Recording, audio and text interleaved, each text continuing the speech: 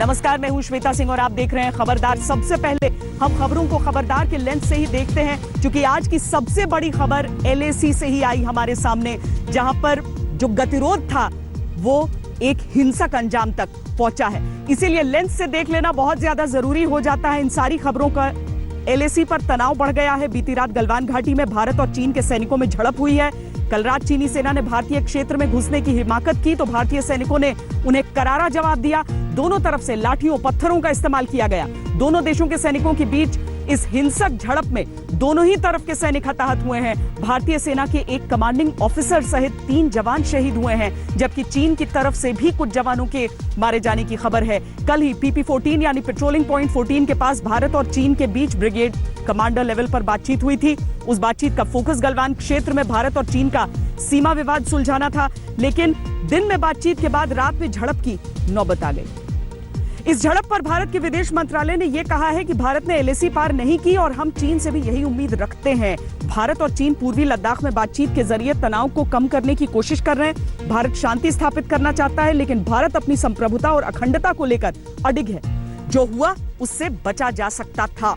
दूसरी तरफ चीनी सेना की वेस्टर्न थिएटर कमांड की प्रवक्ता ने कहा है कि गलवान घाटी क्षेत्र पर हमेशा से चीन का अधिकार रहा है। यह अपने आप में उकसाने वाला बयान है। इस क्षेत्र में चीन के अवैध कब्जे की पूरी कहानी आपको हम बताएंगे। LAC पर हुई इस घटना के बाद रक्षा मंत्री राजनाथ सिंह ने तीनों सेना प्रमुखों के साथ बैठक की है। बैठक में विदेश मंत्री S जयशंकर और chief of defence staff general Bipin Rawat मौजूद थे। रक्षा मंत्री राजनाथ सिंह ने पूरे हालात की जानकारी प्रधानमंत्री नरेंद्र मोदी को दी है। एक बड़ा डेवलपमेंट यह भी है कि बॉर्डर पर सड़क बनाने के लिए जो मजदूर झारखंड से लद्दाख जाने वाले थे, सुरक्षा कारणों का हवाला देकर राज्य ने उनकी यात्रा को रद्द कर दिया। आज खबरदार में इस बड़ी खबर का हम विश्लेषण करने के लिए 2 पूर्व सेना प्रमुखों की मदद भी लेंगे। जनरल VP मलिक और जनरल बिक्रम सिंह हमारे साथ होंगे। उनकी बातों से इस बड़ी खबर की पूरी पिक्चर एकदम साफ हो जाएगी। बॉर्डर पर तनाव की वजह से युद्ध और हथियारों की चर्चा और तुलना होने वाली है, और इसी माहौल में सिप्री की 2020 की रिपोर्ट आ चुकी है और इसमें लिखी हुई सबसे महत्वपूर्ण बात यह है कि चीन अपनी एटमी शक्ति बढ़ा रहा है और चीन और पाकिस्तान के पास भारत से ज्यादा परमाणु हथियार हैं। मौजूदा समय में चीन के पास 320, पाकिस्तान के पास 160, जबकि भारत के पास 150 परमाणु हथियार हैं। चीन परमाणु शक्ति बढ़ाने के लिए जमीन, हवा और समुद्र से हमला करने वाली नई मिसाइलें तैयार कर रहा है, जो परमाणु हमला कर सके। ये सारी जोर आजमाइश चीन के विस्तारवादी एजेंडे को पूरा करने के लिए है।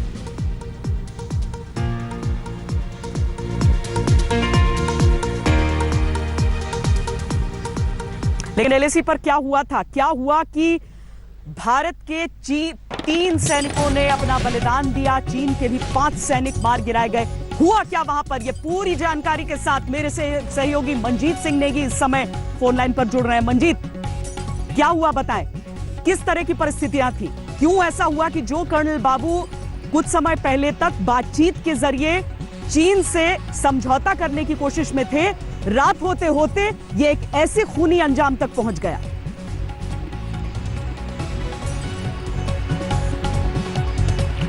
श्वेता, पिछले काफी दिनों से लोकल कमांडर स्तर की बातचीत लगातार दोनों तरफ से हो रही थी और इस वक्त जो गलवान नाले के अलग अलग पॉइंट्स हैं, पेट्रोलिंग पॉइंट 14, 15 और हॉट स्प्रिंग 17, इसके अलावा दूसरी जगह भी बातचीत चल रही थी।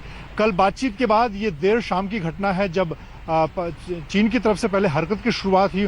उनकी तरफ से अपने कुछ जो टेंट है उनको आगे बढ़ाने की कोशिश हुई और उस दौरान जो भारतीय सेना की टुकड़ी वहां पर मौजूद थी, जो कर्नल संतोष बाबू हैं, वो अपने कुछ अधिकारियों, कुछ सैनिकों के साथ वहां पर पहुंचे। उन्होंने बातचीत से समझाने की कोशिश की, लेकिन शायद इस बात का अंदेशा भारत को ज्यादा नहीं था कि चीन के जो सैनिक है वो तैयारी के साथ वहां बैठे हैं और बड़ी संख्या में ये झड़प शुरू हुई। करीब 3 घंटे तक झड़प चली, जिसका भारतीय सेना ने भी मुकाबला किया और इस दौरान जो भारतीय सेना को जो नुकसान उठाना पड़ा, जिसमें कमांडिंग ऑफिसर शहीद हुए, उसके बाद 2 जवान शहीद हुए, कुछ और जवानों के घायल होने की खबर है। चीन को भी नुकसान उठाना पड़ा, क्योंकि उसके बाद जब चीन की तरफ से हमले की शुरुआत हुई, उसका मुंहतोड़ जवाब भारतीय सेना ने भी दिया। चीन की तरफ से कितना नुकसान हुआ, उनकी तरफ से कोई अभी जानकारी उसकी नहीं मिल पाई। अभी और जानकारी जुटाई जा रही है। इस वक्त भारतीय सेना के जो तमाम बड़े अधिकारी हैं वो पर मंजीत ये बताया जा रहा है के आसपास आपकी खबर के अनुसार ये बताया जा रहा है कि चीनी सैनिकों की संख्या उस समय ज्यादा थी भारतीय सैनिकों के मुकाबले।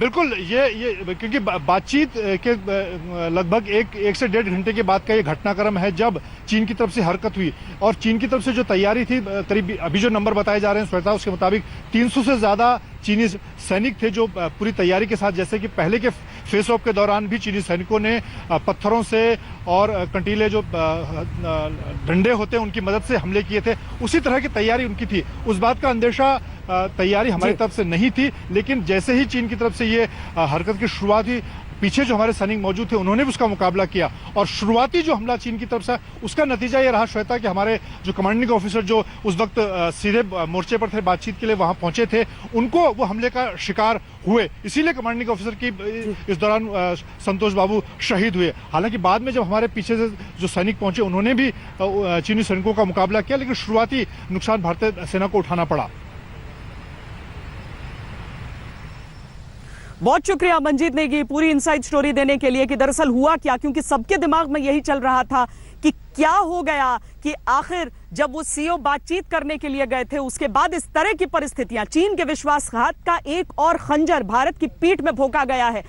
बहरहाल इन सारी चीजों के बीच आज भारत में बहुत मंथन भी हुआ है, क्योंकि आगे का रास्ता कैसा होने वाला है इसके लिए बहुत जरूरी है कि न सिर्फ सैन्य नीति बल्कि कूटनीति, बल्कि देश की जो सरकार है वो ये तय करे कि अब चीन के साथ किस तरीके से आगे बढ़ना है। और इस लिहाज से कई बैठकें भी हुई हैं। आज प्रधानमंत्री नरेंद्र मोदी को भी ब्रीफ किया है रक्षा मंत्री ने, साथ ही विदेश मंत्री एस जयशंकर से भी पूरी बातचीत हुई है। और इसके बाद जो स्टेटमेंट हमारे सामने है विदेश मंत्रालय के जरिए, उसे भी विस्तार से हम दिखाते हैं। सीनियर कमांडरों के बीच 6 जून को सकारात्मक बैठक हुई थी, तनाव कम करने पर सहमति बनी थी। इस सहमति को लागू करने के लिए ग्राउंड कमांडर्स के बीच कई स्तर की बातचीत हुई थी। हमारी उम्मीद थी कि सब कुछ ठीक होगा, लेकिन चीनी पक्ष ने गलवान घाटी में एलएसी का सम्मान करने को लेकर बनी सहमति को तोड़ दिया। चीनी पक्ष की ओर से यथास्थिति बदलने की कोशिश को लेकर हिंसक झड़प हुई, दोनों ओर नुकसान हुआ। अगर चीनी पक्ष उच्च स्तर पर बनी सहमति पर कायम रहता तो इस नुकसान को रोका जा सकता था। सरहद पर जिम्मेदारी की वजह से भारत अपनी सभी गतिविधियां एलएसी के भीतर करता है। हम चीनी पक्ष से भी इसी की उम्मीद करते हैं। भारत मामले पर संवेदनशील है, हालांकि चीन ने कल रात बनी स्थिति के लिए भारत को ही जिम्मेदार ठहराया है।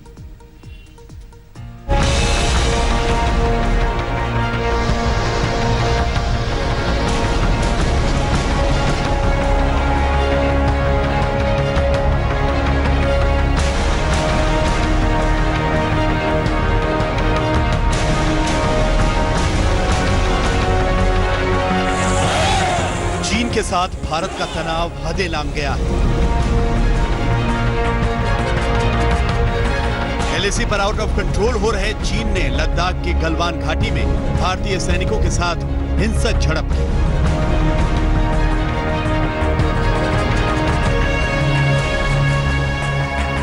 जिसमें भारतीय सेना के कमांडिंग अफसर कर्नल संतोष बाबू की जान चली गई। कमांडिंग अफसर कर्नल संतोष बाबू के साथ साथ 2 भारतीय सैनिकों ने बलिदान दिया है।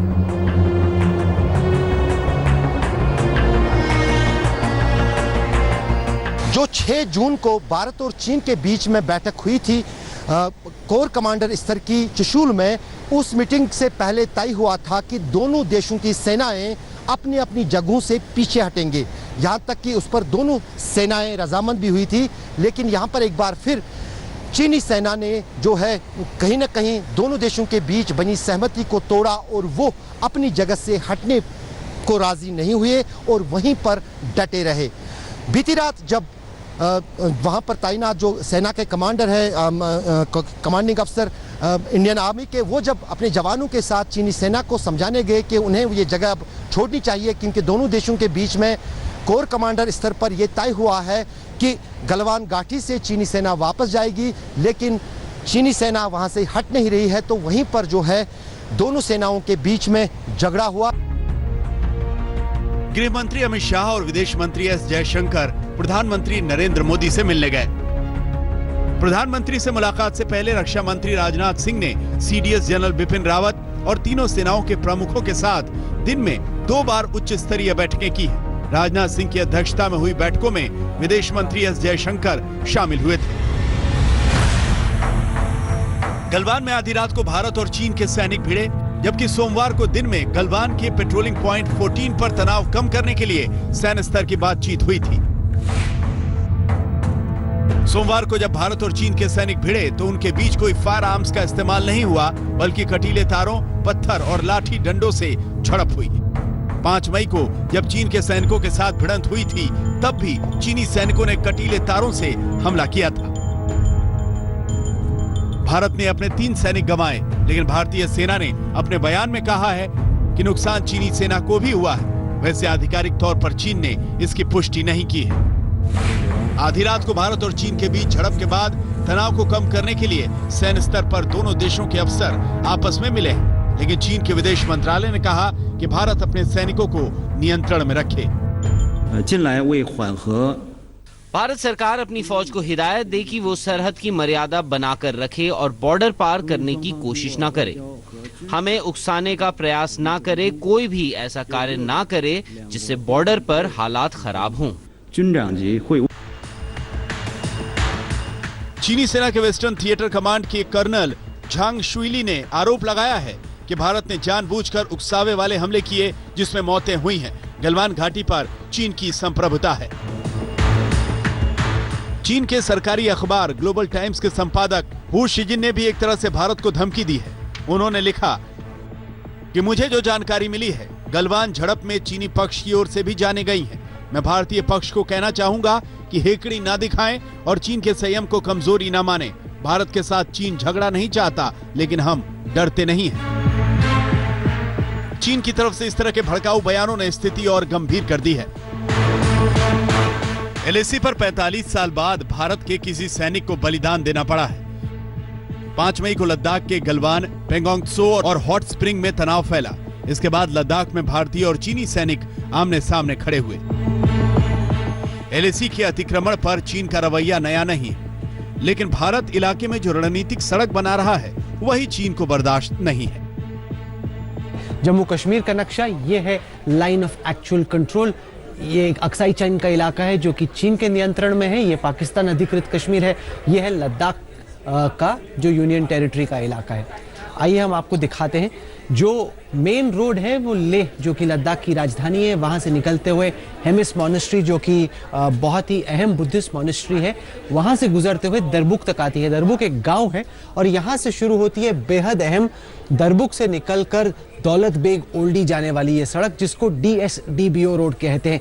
323 किलोमीटर लंबी ये सड़क है। ये श्योक नदी के किनारे किनारे बनाई गई है और एक तरीके से लाइन ऑफ एक्चुअल कंट्रोल के काफी हद तक पैरेलल जाती है। इस सड़क की बहुत स्ट्रेटेजिक अहमियत है, क्योंकि जब से ये सड़क बनी, पिछले साल इसका उद्घाटन किया गया, तब से भारतीय सेना के पास ये साधन है कि वो बहुत तेजी से जो अपने हथियार हैं, जो अपने सेनानी हैं, उनको दौलत बेग ओल्डी तक पहुंचा पाएं, जिसको कि सब सेक्टर नॉर्थ कहा जाता है, जो कि काराकोरम जो पास है उसके बेहद नजदीक है। यहाँ से निकलती है गलवान नदी और गलवान नदी आके मिलती है श्योक नदी से। यहाँ पर उनका संगम होता है और उसी के बेहद नजदीक है पेट्रोल पॉइंट 14, जहाँ पर यह विवाद हुआ है, जहाँ पर यह मुठभेड़ हुई है, जहाँ पर भारतीय सेना का एक कमांडिंग ऑफिसर और 2 सैनिक कल रात को उनकी मौत हुई। इस बीच एक अहम घटनाक्रम में लद्दाख की रणनीतिक सड़क बनाने के लिए झारखंड से जो मजदूर जाने वाले थे, उनका कार्यक्रम सुरक्षा कारणों का हवाला देकर टल गया है। विस्तारवादी चीन ने लद्दाख में जो स्थिति पैदा की है, उसने लद्दाख में स्थानीय लोगों के लिए हालात को संवेदनशील बना दिया है।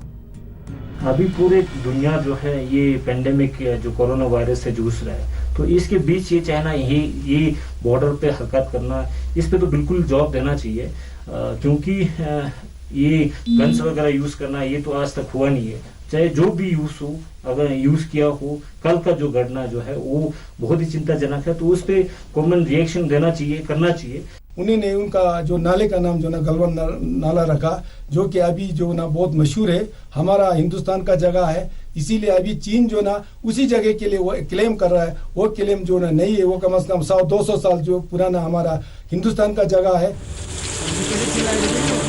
एलएसी पर हुई घटना का अंजाम बेहद गंभीर हो सकता है। 1967 में भारत और चीन आखिरी बार युद्ध की नौबत तक पहुंचे थे।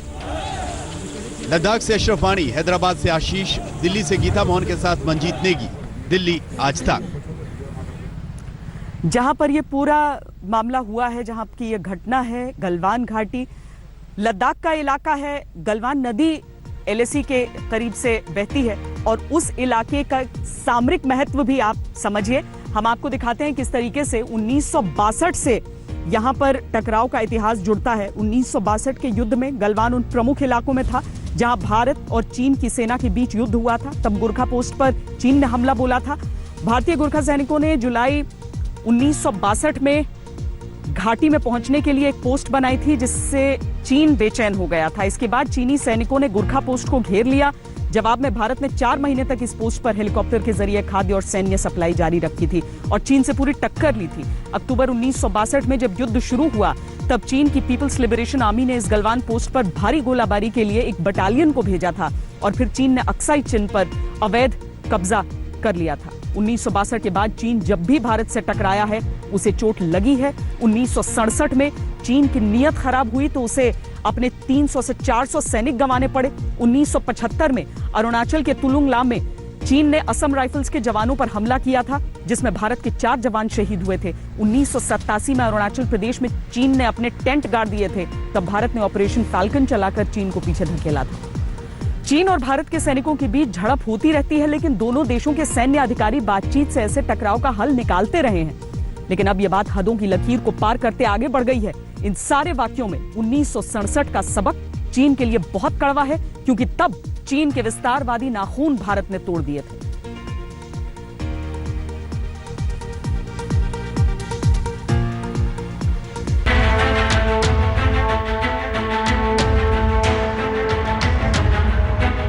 सेना का एक ऐसा टकराव जिसे नजरअंदाज नहीं किया जा सकता। ऐसे हालात में इतिहास का एक सबक याद रखना जरूरी है। आपको उस दौर में ले चलते हैं जब पिछली बार भारत और चीन के बीच गोलियां चली थी। ये एक ऐसा युद्ध था जिसमें भारत ने चीन को शर्मिंदा कर दिया था और इसके बारे में बहुत कम लोग जानते हैं। सितंबर 1967, नाथुला।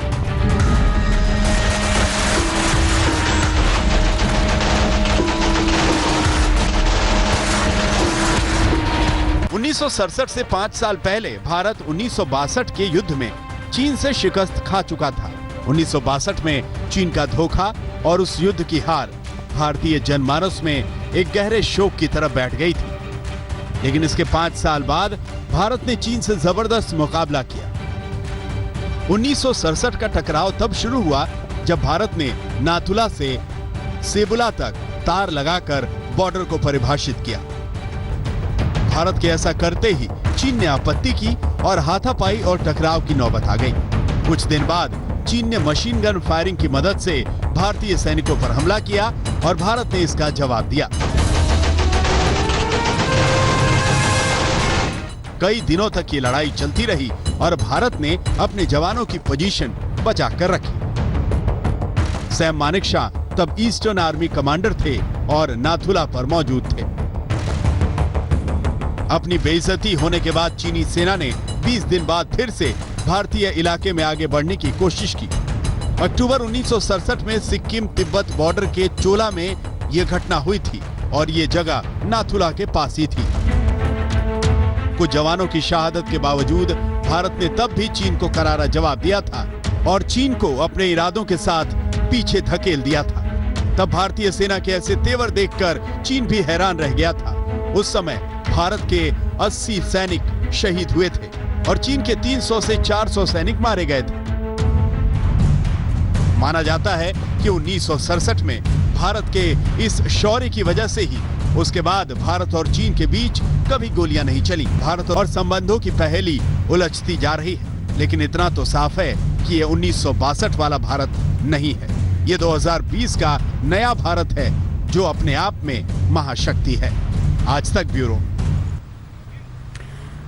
जैसे ही सीमा पर तनाव की शुरुआत होती है, वैसे ही दो देशों के बीच एक तरह से हथियारों की, साजो सामान की सबकी तुलना भी शुरू हो जाती है। तो स्वीडन का जो टॉप थिंक टैंक है, जो सिप्री के नाम से जाना जाता है, उसका 2020 की उसकी रिपोर्ट आ गई है और उसकी कुछ जानकारियां हम आपके साथ साझा करना चाहते हैं, क्योंकि इसके जरिए वो तुलना भी मुमकिन हो जाती है कि सिप्री 2020 में क्या कहा गया है आखिर भारत और चीन के बारे में। इसमें जो सबसे ध्यान देने वाला पॉइंट है वो ये कि चीन और पाकिस्तान के पास भारत से ज्यादा परमाणु हथियार हैं। चीन तो काफी ज्यादा आगे है और पाकिस्तान के पास भी 160, भारत के पास 150 न्यूक्लियर हेड्स। इसी तरीके से ये तुलना जिस तरह से आगे बढ़ती है उसमें आप देखेंगे कि चीन एटमी ताकत बढ़ाने में जुटा है। इसके लिए जमीन, हवा और समुद्र में हमला करने वाली नई मिसाइलें तैयार कर रहा है और कुछ ऐसे फाइटर जेट्स भी तैयार कर रहा है जो परमाणु हमला कर सकें। ये सारी जोर आजमाइश चीन के विस्तारवादी एजेंडे को पूरा करने के लिए है। 2020 में दुनिया के 9 प्रमुख देश ऐसे हैं जिनके पास परमाणु हथियार हैं। ये देश हैं अमेरिका, रूस, चीन, Britain, France, Israel, north Korea, Pakistan और भारत। सिप्री की नई रिपोर्ट के अनुसार दुनिया के कुल परमाणु हथियारों का 90% हिस्सा रूस और अमेरिका के पास है। रूस के पास 6,375 परमाणु हथियार हैं, अमेरिका के पास 5,800, चीन के पास 320, पहले करीब 290 थे, फ्रांस के पास 290, ब्रिटेन के पास 215, पाकिस्तान के पास 160, भारत के पास 150, इजराइल के पास 90, उत्तर कोरिया के पास 40 परमाणु हथियार। सोचने वाली बात यह भी है कि इस इंस्टीट्यूट का नाम Stockholm International Peace Research Institute है। इंटरनेशनल पीस का अर्थ है अंतर्राष्ट्रीय शांति और इसकी सालाना रिसर्च रिपोर्ट में दुनिया भर के परमाणु हथियारों का हिसाब किताब होता है। शायद इसीलिए कहा जाता है कि शक्ति से ही शांति की स्थापना होती है।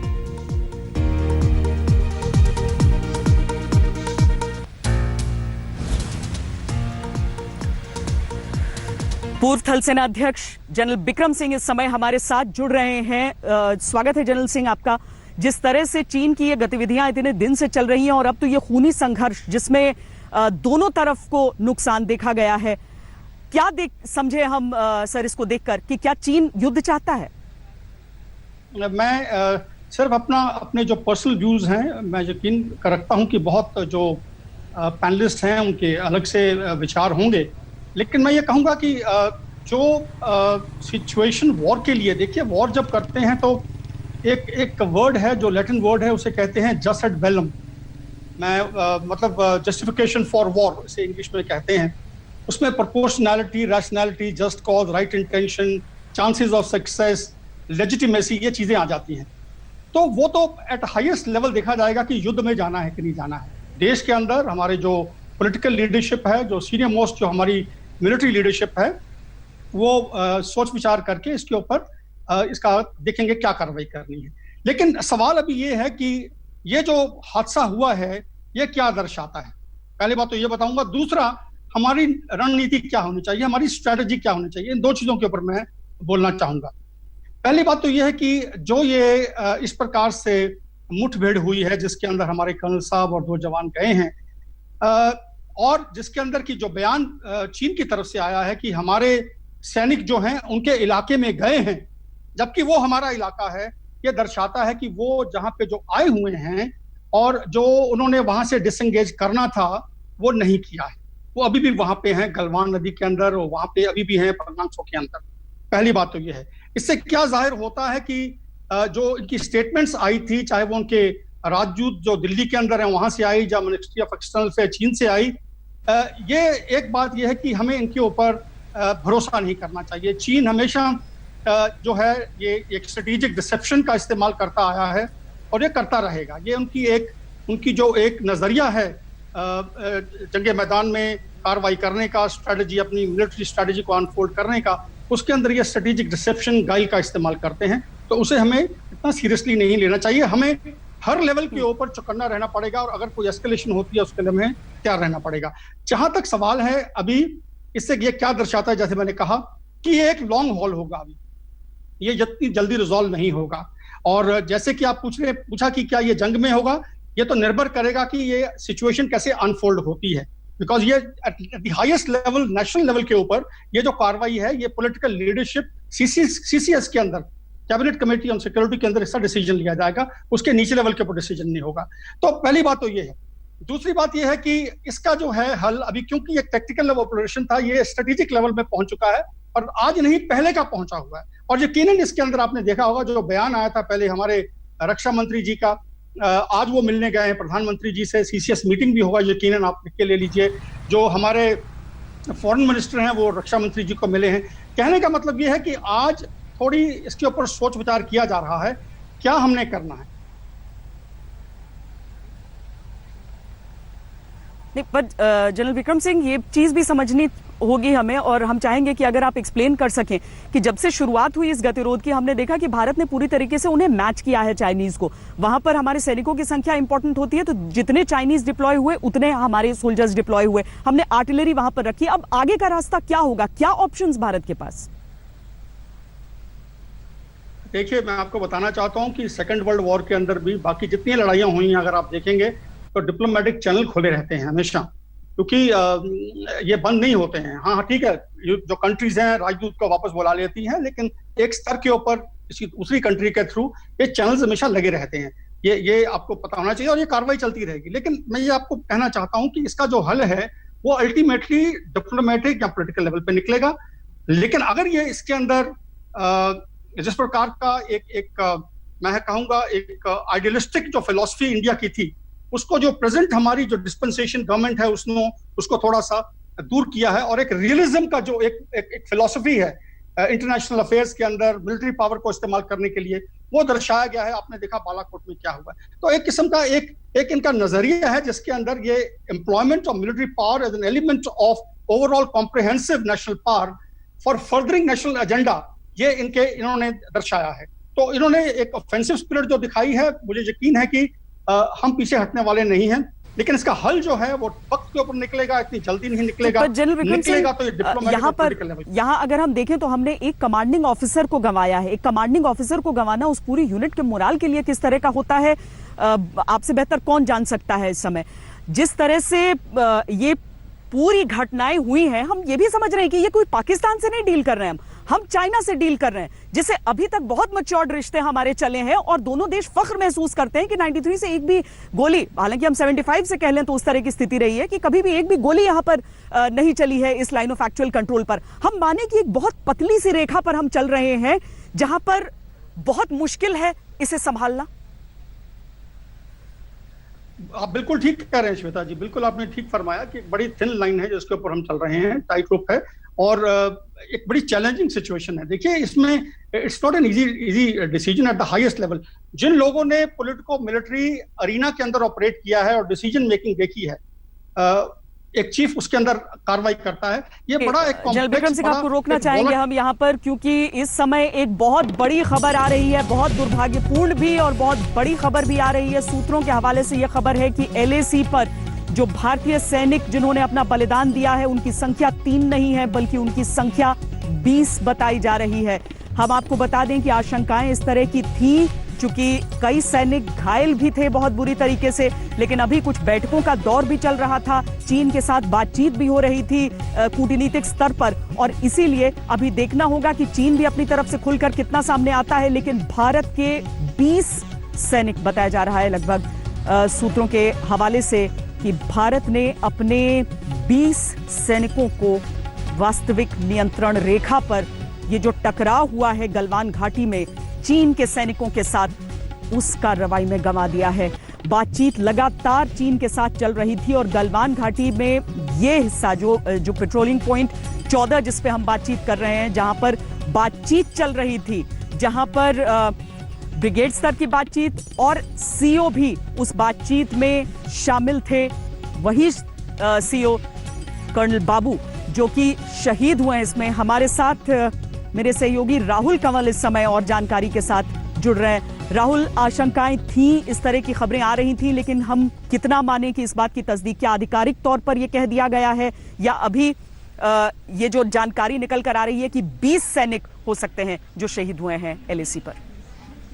भारतीय सेना की तरफ से अब से चंद सेकंड पहले हमें एक आधिकारिक संदेश आया है जिसमें यह बताया गया है कि 20 हमारे जो सैनिक हैं उनके निधन की पुष्टि हो रही है, और हो सकता है कि ये जो संख्या है ये बढ़ जाए। हमारे पास कुछ डिटेल्स हैं कि असल में ये पूरा वाकया क्या रहा, मामला क्या था। ये है गलवान घाटी में पेट्रोल पॉइंट 14, PP14 यानी पेट्रोल पॉइंट 14। हमारा जो बेस है आर्मी का वो ये बेस है। चाइना ने जो मीटिंग हुई थी 6 जून को कोर कमांडर्स की, उसमें वायदा किया था कि उनकी जो सेना का टुकड़ी है, जो कि ये जो सड़क बनी है उससे आते हुए ये PP-14 पे आ गए थे, ये सैनिक वापस जाएंगे। और यही चेक करने के लिए कल शाम में भारतीय सेना की एक टुकड़ी निकली, ये देखने के लिए कि लोग वापस गए हैं कि नहीं, क्योंकि उन्होंने वादा किया था कि वापस जाएंगे, उसको वेरीफाई करने के लिए गए। तो जब ये वेरिफिकेशन पार्टी पहुंची तब पता चला कि चाइनीज़ आर्मी तो अभी भी यहीं पे है। और जब पूछा गया कि आपने बोला था कि आप वापस जाओगे तो क्यों नहीं गए, उस टाइम पे चाइना काफ़ी वायलेंटली उन्होंने जवाब दिया और हमारी बहुत छोटी सी टुकड़ी गई थी और उस पर हमला हो गया।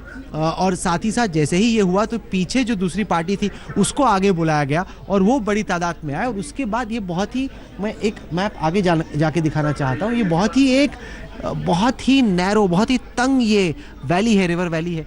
ये है गलवान नदी, नीली जो लकीर है गलवान नदी है, ये शोक नदी है, ये इसका संगम का इलाका है।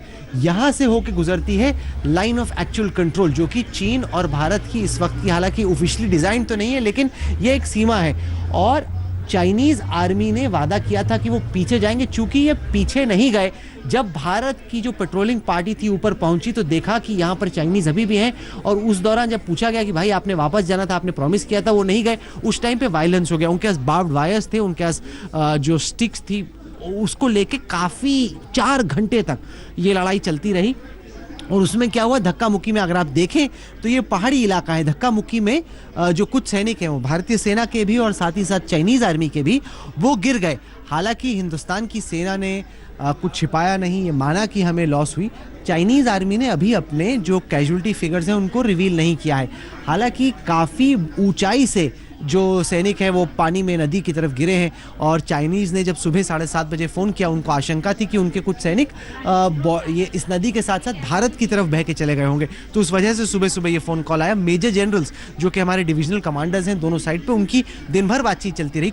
कुछ तो जो हमारे सैनिक हैं उनको चाइना ने बंधक बना लिया था, हालांकि ज़्यादातर सैनिकों को छोड़ के अब वापस भेज दिया गया। कई सैनिक लेके जो मिलिट्री अस्पताल है वहाँ पर उनका ट्रीटमेंट चल रहा है, वो घायल भी हैं। और कहीं ना कहीं ये बहुत बड़ा विश्वासघात है चीन की तरफ से, जो उन्होंने वायदा किया था उसको पूरा नहीं किया। इस वक्त मुझे बताया जा रहा है कि प्रधानमंत्री खुद पूरी स्थिति का संज्ञान लिए हुए, इसी वजह से आर्मी का जो स्टेटमेंट है वो कुछ हद तक डिले भी हो गया, क्योंकि प्रधानमंत्री खुद, रक्षा मंत्री, साथ ही साथ गृह मंत्री, विदेश मंत्री इस सिचुएशन पर नजर बनाए हुए। 20 सैनिकों की मौत 1975 के बाद ना वहाँ पे किसी की डेथ हुई है, 1967 के बाद, 67 के बाद कभी इतनी बड़ी कोई लड़ाई नहीं हुई है हिंदुस्तान और चाइनीज़ आर्मी के बीच में। और वाकई में ये बहुत बड़ी चुनौती है, बहुत बड़ा चैलेंज है, जिसको किस तरीके से जवाब देना है इस वक्त भारत की सरकार सबसे टॉप सोर्सेज पे, टॉप लेवल पे चर्चा कर रही है। राहुल, इसमें क्या ये स्पष्ट है कि ये पहले घायल थे और अब 20 सैनिक हमने गंवाए हैं उन्हीं घायलों में से, या फिर हम ये समझें कि ये कैजुअल्टी उतनी ही थी लेकिन आधिकारिक फिगर के तौर पर अभी हमारे सामने आया है? श्वेता, आप खुद फौज के साथ कितना वक्त बिताती हैं, आपको भी अंदाजा है कि जब आप ये सोचिए कि बहुत एक तंग इलाके में लोग खड़े हुए हैं और वहाँ पर धक्का मुक्की चल रही है, लाठी वाठी चल रही है और उसी में कुछ सैनिक गिर जाते हैं। तो एग्जैक्टली अब कौन गिरे, कितने गिरे, आप वापस आते हैं, आप पूरी शिनाख्त करते हैं, आप काउंट करते हैं कि कितने लोग हैं, कितनी बॉडीज मिसिंग हैं। उस दौरान जब इसी वजह से 3 तो कंफर्म थे, 3 की कंफर्म बॉडी आपको दिख रही थी, कुछ बॉडीज नदी में, जो कि गलवान नदी है, गिर गई। गलवान असल में एक लद्दाखी ट्रेडर थे जो कि ब्रिटिश जो अफसर थे उनके साथ ट्रेडिंग करने शिनजियांग के इलाके में जाया करते थे। मैं आपको दिखाता हूँ, वहाँ से इस नदी का नाम गलवान पड़ा। ये वो इलाका है जो कि काराकोरम के उस पार पड़ता है, दौलत बेग ओडी के उस पार काराकोरम पास पड़ता है, वहाँ पे जाया करते थे। और जब ये धक्का मुक्की इस इलाके में हुई, कुछ जो बॉडीज़ हैं वो नदी में गिर गई, उसकी काउंटिंग चल रही थी। कुछ हमारे सैनिक घायल थे। यहाँ पर मैं आपको दिखाऊं कि आईटीबीपी भी है और भारतीय सेना भी है, तो पोस्ट है आईटीबीपी और भारतीय सेना भी। बदमाशी चीन इसमें यह कर रहा है, जो कि दर्शकों को समझाना बहुत ज़रूरी है कि एक तो 2016 तक इन्होंने यहाँ पर अपनी पक्की सड़क बना ली, जो कि एकदम पक्की, जैसे हम लोग तार लगी हुई सड़क है, उसके आगे इनका कच्चा रास्ता था। उस कच्चे रास्ते के जरिए ये उनका मेन पोस्ट है, चीनी सेना का हुएतान बेस है। उसके आगे के इनके 2 ये पोस्ट हैं जहाँ पर इस हेडक्वार्टर से आर्मी आया करती है। इन्होंने क्या किया, अप्रैल के एंड में और मई के शुरू में अपने सैनिकों को यहाँ पे भेज दिया। अब साधारण तौर पे यहाँ पे आते हैं सैनिक, हमारे भी उनके भी, वो गश्त लगा के वापस चले जाते। इस दफा फर्क क्या था कि वो आके यहाँ पे आके बैठ गए, जो कि साधारण तौर पे नहीं होता। गश्त लग के ये लोग वापस जाते हैं। अब इंडिया को डिसएडवांटेज ये है कि हमारी एक तो जो बीते दशकों में बॉर्डर इंफ्रास्ट्रक्चर है, सड़कें हैं, वो बहुत धीमी रफ्तार से बनी।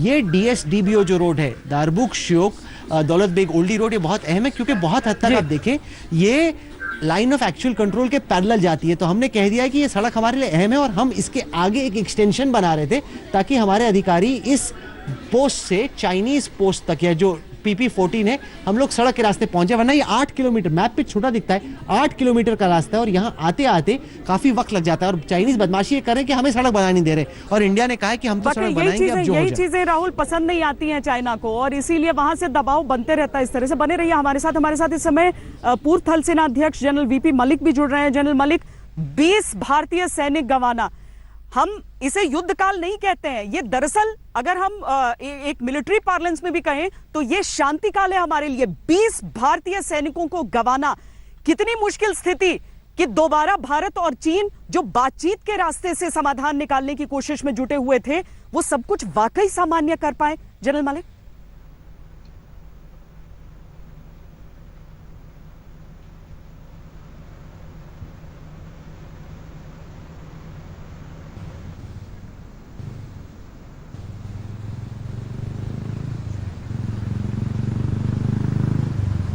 जनरल मलिक, आपको आवाज आ रही है?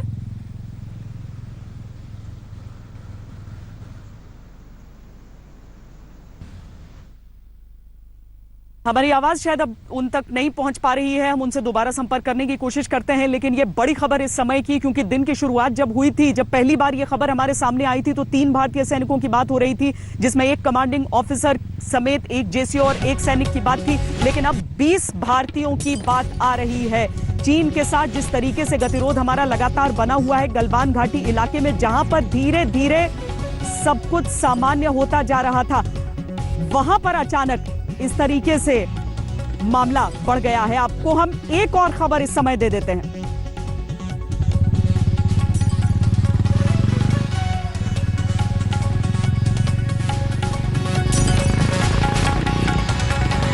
हिमाचल प्रदेश से खबर ये आ रही है कि हिमाचल प्रदेश पे जो भारत चीन सीमा है, वहां पर अलर्ट पे रहने के निर्देश हैं। किन्नौर और लाहौल स्पीति से ये खबर हमारे सामने आ रही है। आपको हम बता दें कि जब से मई के पहले हफ्ते से, जब से ये टकराव, जब से इस तकरार की शुरुआत हुई है, तब से सिक्किम से लेकर और लद्दाख तक हर जगह अलग अलग टकराव की खबरें एक एक करके सामने आती रही। लेकिन सिक्किम में तो मामला शांत हो गया, पर लद्दाख के इलाके में नहीं हुआ। जनरल VP मलिक इस समय हमारे साथ जुड़ गए हैं, पूर्व थल सेना अध्यक्ष। जनरल मलिक, जिस तरह से ये खबर आ रही है कि 20 भारतीय सैनिकों की जान चली गई है, 3 के साथ हमने शुरुआत की थी जब इस टकराव की बात सामने आई थी, लेकिन अब 20 भारतीय सैनिकों का जाना एक ऐसे समय में जब चीन के साथ हम सोच रहे थे कि सामान्य हो जाएगी स्थिति, एक ऐसी जगह गलवान घाटी जहां पर बातचीत का नतीजा निकल रहा था, ये कितना बड़ा झटका उस प्रोसेस को, भारत और चीन के LAC पर स्थिति को तनावपूर्ण होने से कम कर, उस तनाव को कम करने को लेकर? देखिए, तनाव तो मई के शुरू से ही रहा है, और उसके साथ में अभी जो कल घटना हुई, उसके साथ में मैं समझता हूं कि लोगों को गुस्सा भी काफ़ी आया होगा, क्योंकि अब हमारे जवान, एक कमांडिंग ऑफिसर और 2 जवान की जो शहीद हो गए हैं। पर ये जो 20 जवानों के कुल 20 बताए जा रहे हैं जी, तो वो और भी दुखद हो जाती है। और पहले अगर मैं समझता था कि ये सिचुएशन ग्रेव है, तो अभी मैं समझता हूँ कि ये तो सिचुएशन अलार्मिंग हो गई है और ज़्यादा खतरा बढ़ गया है। और इस वक्त मिलिट्री सिर्फ अपना काम वहाँ पर डटे रहना कर सकती है, और उनको पॉलिटिकल एडवाइस की ज़रूरत है, पॉलिटिकल हुक्म की ज़रूरत है कि आगे क्या करना है। और ये सिचुएशन जो है अभी काफ़ी देर चलेगी। मुझे लगता ये है कि इस बार चीनी पूरी तैयारी करके आए थे कि उन्होंने गलवान रिवर के एरिया में कब्जा करना है, और पूरी तैयारी ना सिर्फ पोस्ट के ऊपर थी, बट जो बड़े हथियार थे उनको भी लेके आए थे। तो अभी देखना यह है कि भारत की पॉलिटिकल क्या कार्रवाई होती है, आपस में बातचीत करें। पर इस वक्त मैं समझता हूं कि मिलिट्री के लेवल के ऊपर और बातचीत करना फजूल है, उसका कोई नतीजा नहीं निकलेगा। सिर्फ मिलिट्री को तो अभी हुक्म चाहिए कि आगे क्या करना है और उसके लिए तैयार रहना है। क्योंकि जनरल मलिक, अब तक जब 3 की बात आ रही थी, चीन ने अपनी तरफ से कहा कि उनके भी 5 सैनिकों की मौत हो गई है, तब ऐसा लग रहा था कि अगर हम एक झड़प भी देखें तो उसमें मुमकिन है इस तरह का कोई नतीजा निकला हो जिसमें दोनों तरफ इस तरह की कैजुअल्टीज। लेकिन 20 कोई छोटा आंकड़ा नहीं होता है। अगर हम सामान्य दिनों की बात करें, क्योंकि यहां पर कोई युद्ध नहीं चल रहा है दो देशों के बीच में, उसमें अगर इतने जवान हमने गंवा दिए हैं तो जाहिर है भारत के भीतर से भी आवाजें उठेंगी, भारतीय सेना में भी एक मोराल का सवाल हो जाएगा कि आप इतने जवानों को खोने के बाद किस तरीके से चुप बैठ सकते हैं। आपकी बात बिल्कुल सही है। मैंने बोला कि इस वक्त बॉर्डर के ऊपर बहुत गुस्सा होगा और अभी वो गुस्सा जो है पूरे देश में भी फैल जाएगा। हैरानी की बात यह है कि अभी कल तक हम ये सुन रहे थे कि दोनों फौजें डिसएंगेज कर रही हैं, डी एस्केलेट कर रही हैं, लेकिन अचानक ये कल खबर आई कि जो वेस्टर्न कमांड है PLA का, जिनके नीचे ये पूरा एरिया आता है, वो इस चीज़ को मानने के लिए तैयार नहीं है। तो इसमें कोई गलतफहमी की तो मैं समझता हूँ नहीं है। ये डेलिब्रेट एक्शन किया गया है और गलवान रिवर के एरिया को कब्जा करने के लिए। तो उसका इलाज जो है या तो पॉलिटिकल लेवल के ऊपर हो सकता है, और अगर पॉलिटिकल उसी के लेवल के ऊपर होगा और जो फौज को कहेंगे तो वो फौज करने के लिए उसको तैयार रहना पड़ेगा। लेकिन आपकी जो जजमेंट है, आपकी जो अंडरस्टैंडिंग है, आपने जिस तरीके से करगिल के समय देखा था, आप क्या समझ पा रहे हैं, क्या चाह रहा था चीन? क्या ये वाकई एक एक्सीडेंटल टकराव हम माने चीन की सेना की तरफ से कि एक गुस्से में या आवेग में इस तरह की चीज हो गई, या फिर वो जानते थे कि जो एक्शन वो कर रहे हैं उसके रिपरकशंस होंगे? ये एक्सीडेंटल कहना इस वक्त थोड़ा मुश्किल है। जिस तरीके से स्टेटमेंट आई है PLA के वेस्टर्न कमांड से, मुझे नहीं लगता कि ये एक्सीडेंटल है, ये उन्होंने प्लान करके किया है।